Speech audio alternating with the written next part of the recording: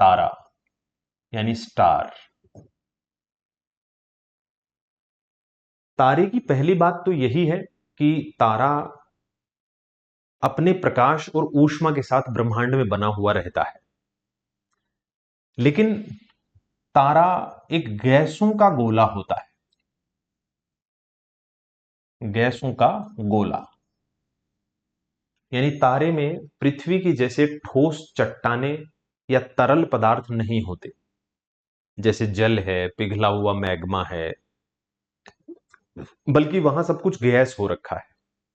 और मुख्यतः दो गैसें होती हैं, हाइड्रोजन और हीलियम।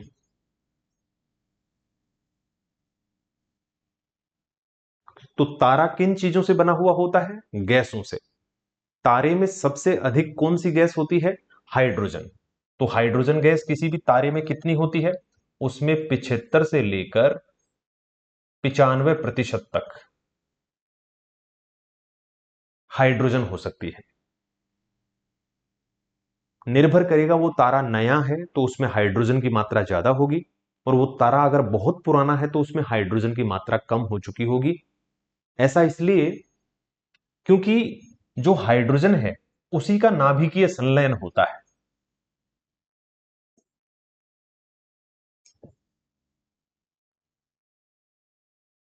तो यह शब्द भी नोट कर लीजिए, नाभिकीय संलयन प्रक्रिया।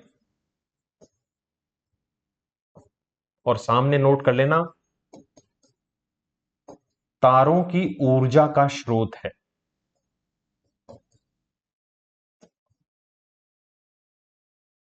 तो तारों को ऊर्जा कौन सी प्रक्रिया से मिलती है? तो आप कहिए नाभिकीय संलयन प्रक्रिया से। तारों को ऊर्जा कौन सी प्रक्रिया से मिलती है? नाभिकीय संलयन प्रक्रिया, तारों की ऊर्जा का स्रोत। अब प्रश्न एक और बन सकता है कि नाभिकीय संलयन प्रक्रिया में क्या होता है? तो आप कहिए इस प्रक्रिया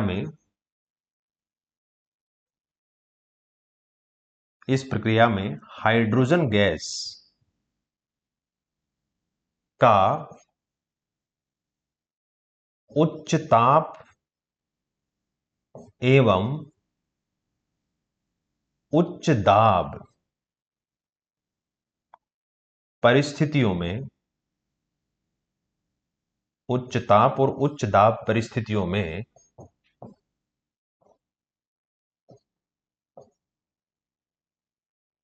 हीलियम में परिवर्तन होता है।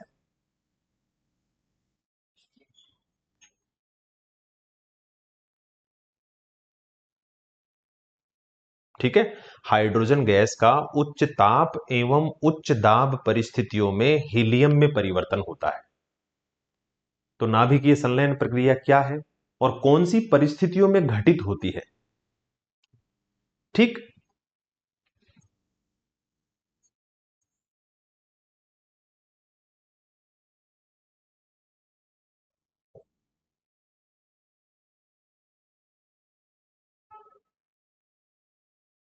तो उच्च ताप और उच्च दाब परिस्थितियों में यानी हाई टेम्परेचर और हाई प्रेशर कंडीशंस के अंदर द हाइड्रोजन कन्वर्ट्स और changes into the helium, and this is the basically source of energy of the stars. यानी तारों की ऊर्जा का स्रोत होता है न्यूक्लियर फ्यूजन प्रोसेस, नाभिकीय संलयन अभिक्रिया।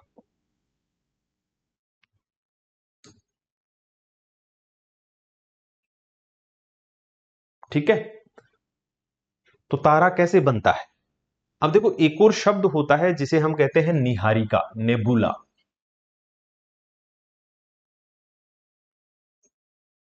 Niharika, that is called nebula.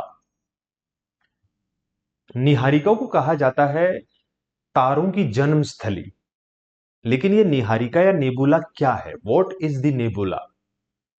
तो निहारिका है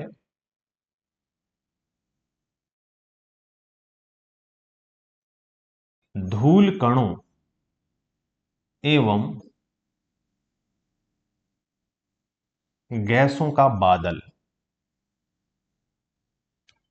धूल कणों एवं गैसों का बादल जो जो किसी आकाशगंगा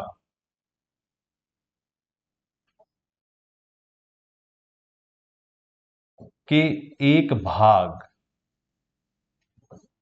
में पाया जाता है, जो किसी आकाशगंगा के एक भाग में पाया जाता है। So a cloud of dust and gases that remains in one part of galaxy, आकाशगंगा के किसी एक भाग में पाया जाता है धूल कणों और गैसों का बादल, जिसे हम कहते हैं नीहारिका। सोचिए एक ऐसा बादल है गैसों का, इस बादल में गुरुत्वाकर्षण की उत्पत्ति होती है, ये कण एक दूसरे के निकट आते हैं, एक दूसरे में टकराते हैं, एक दूसरे में टक्कर होती है और दबते हैं। तो टक्कर और दबाव के कारण इनमें तापमान की उत्पत्ति होती है, तापमान की उत्पत्ति। ठीक है, तापमान की उत्पत्ति होते ही ये हल्का हल्का चमकने लगता है। देखिए कोई चीज जल रही हो जरूरी नहीं, जलती है तभी उसमें से प्रकाश निकले नहीं। अंगारा जल तो नहीं रहा, क्या उसमें से प्रकाश निकलता है? बिल्कुल चमकता है वो, चाहे उसमें से ज्वाला बिल्कुल भी ना हो। साथ ही साथ लोहे को आग में गर्म करते हैं तो वो लाल लाल हो जाता है, और ऐसे लोहे को अंधेरे में रख दीजिए, उसमें से कोई ज्वाला नहीं निकल रही, फिर भी वहां से प्रकाश निकल रहा है।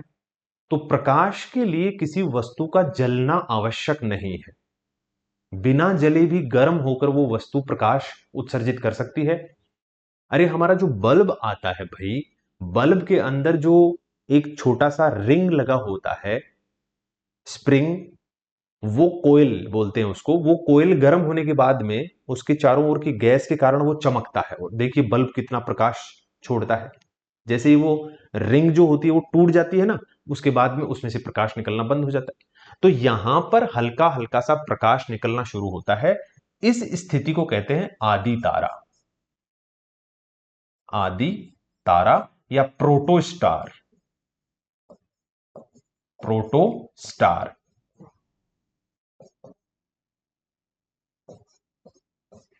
तो परीक्षा में यह भी पूछा जा सकता है कि प्रोटोस्टार क्या होता है। अगर कभी परीक्षा में पूछ लिया कि प्रोटोस्टार क्या है, तो आप कहिए तारा बनने से पूर्व की अवस्था, जिसमें नाभिकीय संलयन शुरू नहीं हुआ है।